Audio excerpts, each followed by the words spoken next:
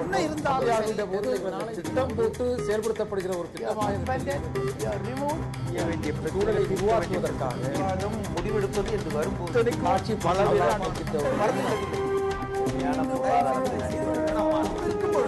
எதிர்த்து பேசிட்டு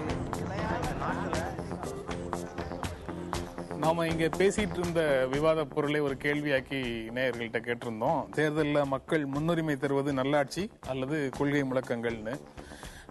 மக்கள் நேயர்கள் வந்து ஓட்டு போட்டு முடிவுகளை கொடுத்துட்டாங்க. தேர்தலில் மக்கள் முன்னுரிமை தருவது நல்லாட்சின்னு 92% மக்களும், கொள்கை முழக்கங்களுக்காக ஓட்டு போடுறோங்கிறது 8% மக்களுமாக சொல்லியிருக்கிறாங்க.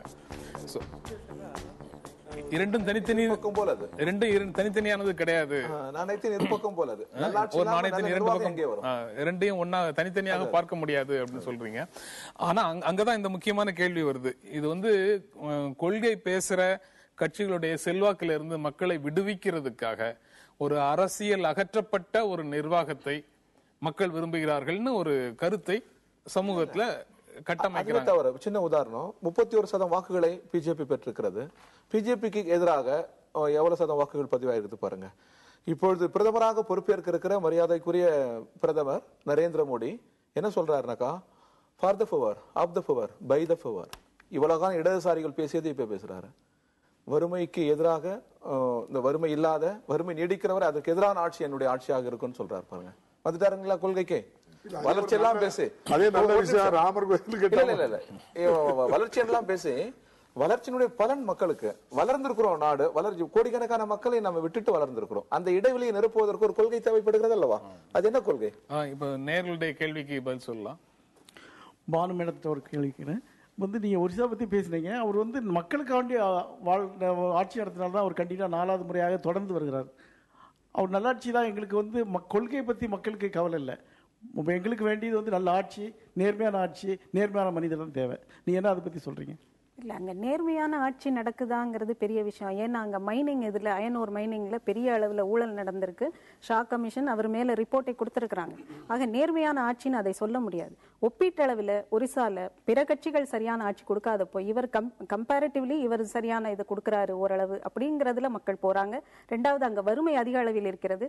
வறுமையில் இருக்கிற மக்களுக்கு நீங்கள் சில இலவசங்களை கொடுக்கும்போது அந்த ஆட்சியை ஓட்டு போடுவாங்கங்கிறது நிதர்சனம். அதுதான் ஒரிசாவில் நடந்துகிட்டு இருக்கு.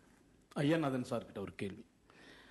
உலகத்தில் யூஎன் ஒதுக்கப்படுகிற அந்த எய்ட்ஸ் ப்ராஜெக்டுக்கு கொடுக்கிற கோடிக்கணக்கான பணம், அவன் ஒழுக்க விதிமுறையை இங்க உள்ள பரம்பரையா வருகிற கற்பு கூட அவன் தான் நிர்ணயிக்கிறான்.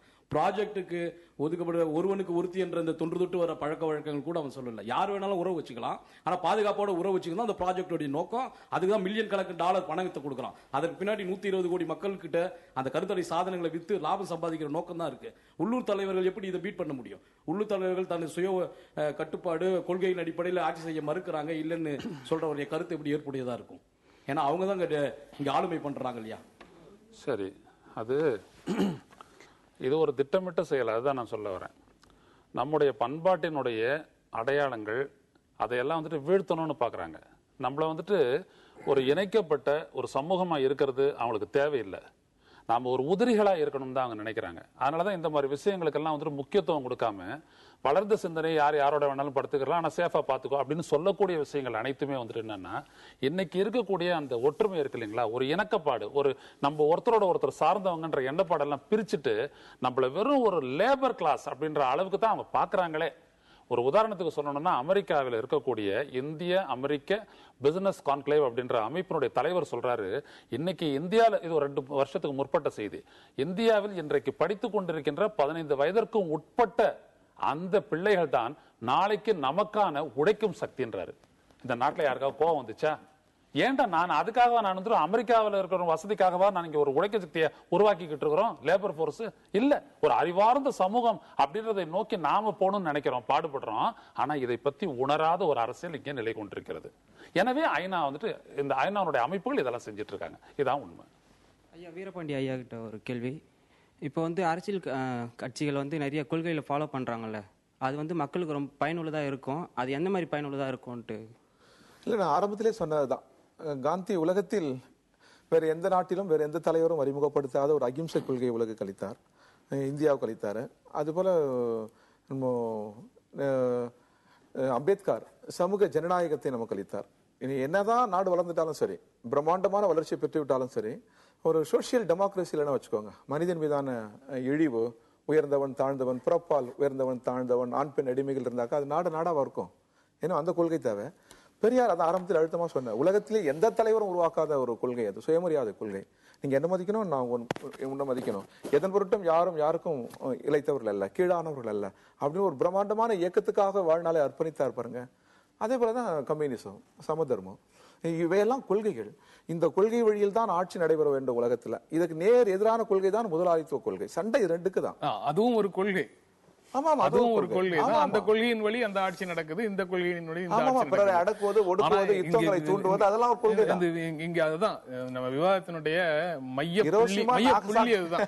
இந்த விவாதத்தினுடைய மையப்புள்ளி அதுதான். இந்த கொள்கையற்ற அரசியல், கொள்கையற்ற நிர்வாகம் அப்படின்னு சொல்றதுக்கு பின்னால எனக்கு இப்ப நீங்க பேசுனதுல இருந்து நினைவுக்கு வர்றது, ஆண்மை நீக்கம் பெண்மை நீக்கம் அப்படின்னு சொல்ற மாதிரி அரசியல் நீக்கம், அரசியல் அகற்றப்பட்ட ஒரு நிர்வாகம் தான் மக்கள் விரும்புகிறார்கள். அது யாருக்கோ தேவைப்படுது. அரசியல் அகற்றப்பட்ட ஒரு நிர்வாகம் யாருக்கோ தேவைப்படுது. அவங்க வந்து இது மக்களுடைய விருப்பம் அப்படின்னு சொல்லி ஒரு உணர்வை, ஒரு கருத்தை கட்டி அமைக்கிறாங்கன்னு பாக்குற அரசியல் பார்வை எவ்வளவு தூரம் சரியானது? நம்ம நிகழ்ச்சி நிறைவு செய்யற இடத்துல இருக்கோம். நீங்க 4 பேரும் கருத்து சொன்னீங்கன்னா முற்றிலும் தவறானது.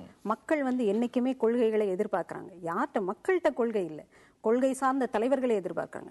மிக நேர்மையான தன்னுடைய கொள்கை பிடிப்போடு செயல்படுகிற தலைவர்கள். ஆனா இந்தியாவில் இருக்கிற அத்தனை அரசியல் கட்சி தலைவர்களும் கொள்கை சார்ந்து இருக்கிற கொள்கைகளை மக்களுக்கு போதிச்சுக்கிட்டே இருக்கிறாங்களே தவிர தாங்கள் எந்த கொள்கையையும் அதன் வழி நடப்பதே இல்லை. நேர்மையற்ற ஒரு ஆட்சியை தான் கொடுக்குறாங்க. அப்ப கொள்கையும் அந்த இடத்துல சேர்ந்து அடி வாங்குதுங்கிறது தான். அதுக்காக மக்கள் வந்து கொள்கையற்ற ஒரு தலைவரை ஏத்துப்பாங்களான்னு ஏத்துக்க மாட்டாங்க. தலைவனுக்கான அடையாளம் இவர் ஒரு பிரச்சனையை எப்படி அணுகுவாருங்கிறது அவருடைய கொள்கை சார்ந்த நிலைப்பாடின் மூலமாக மக்களுக்கு ஒரு டெஃபினிஷன் மாதிரி தெரியும். அந்த அளவில் கொள்கை என்பது தலைவர்களிடத்தில் இருக்கணும், கட்சிகிட்ட இருக்கணும், மக்கள்கிட்ட இருக்கணுங்கிறது இல்லை.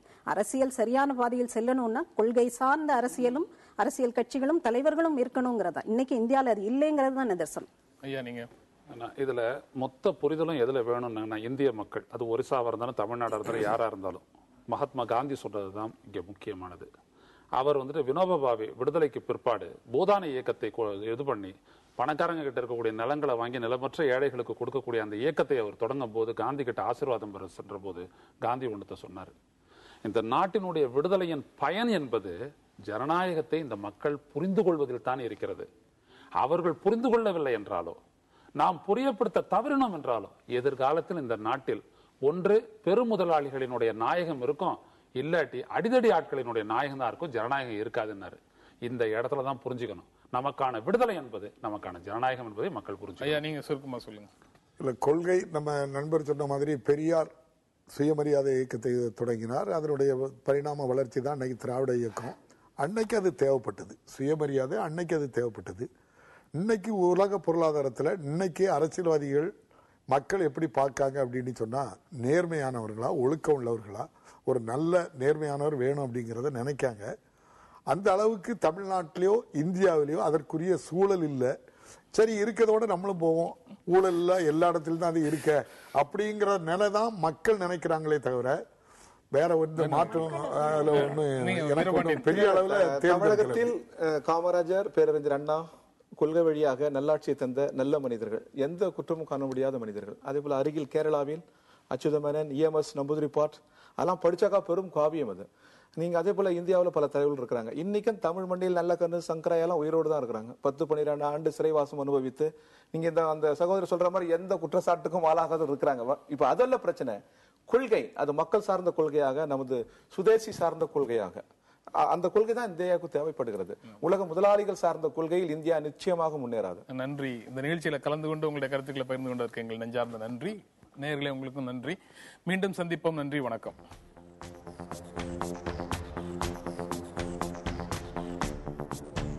என்ன இருந்தாலும் திட்டம் போட்டு செயல்படுத்தப்படுகிற ஒரு திட்டமாக சூழலை உருவாக்குவதற்காக முடிவெடுப்பது என்று வரும்போது ஆட்சி பல